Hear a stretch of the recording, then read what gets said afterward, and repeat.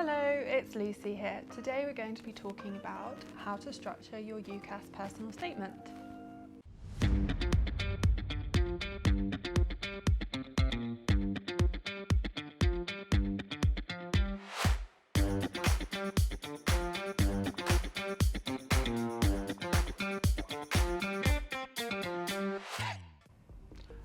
So if you're applying to university in the UK, you're probably going to be applying through UCAS, which allows you to apply to up to 5 schools, and as part of this application you need to submit your personal statement. This is 4,000 characters, which equates to about a page and approximately 600 words. And this same personal statement gets sent to all of the universities you apply to. The most important thing you need to remember for this personal statement is it needs to be very academic.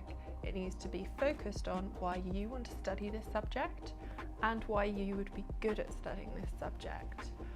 So I'm going to keep talking about history because that's what I did at university, and I can talk a little bit about what I included in mine. So you want to first start off with why you are interested in the subject and perhaps what sparked your initial interest. I mean, it's fine, like for some subjects you weren't excited to study them since birth, but what specifically has interested you?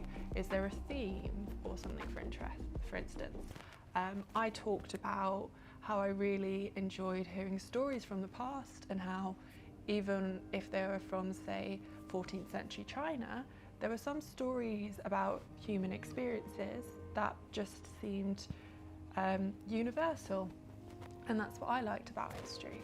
So you want to go into specifics and talk about what captivated your interest. You then want to move on to how you developed this interest. Did you do extra reading? Did you take on an extra project at school? Did you look for relevant work experience? This is your point to show that you haven't just turned up to school, you kind of liked this subject, you're picking one, like the option of the subject you were kind of good at.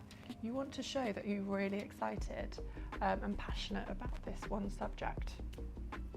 So for instance, I talked about some of the books I'd read, the fact that I was a tour guide at a historic house, I'd written an extra paper for history, all these kind of things. And I also talked about specific bits of my course that I found very interesting.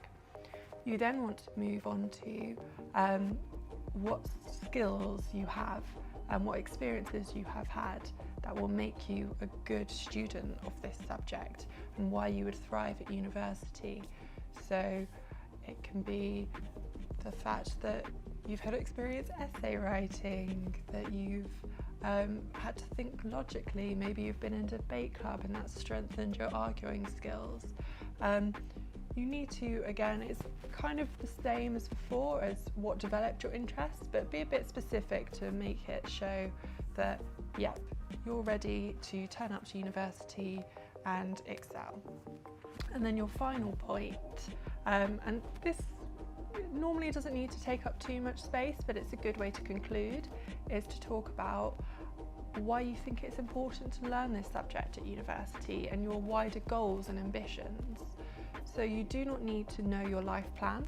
I certainly didn't when I was applying, but I thought history would be a really useful and interesting subject to study, and I brought in the fact that at that point we were going through the Scottish referendum, and I liked the fact that I was studying James I and VI at that point at the same time as the Scottish referendum was happening. So I liked that there were echoes in history, and that's why I thought it was really useful to study.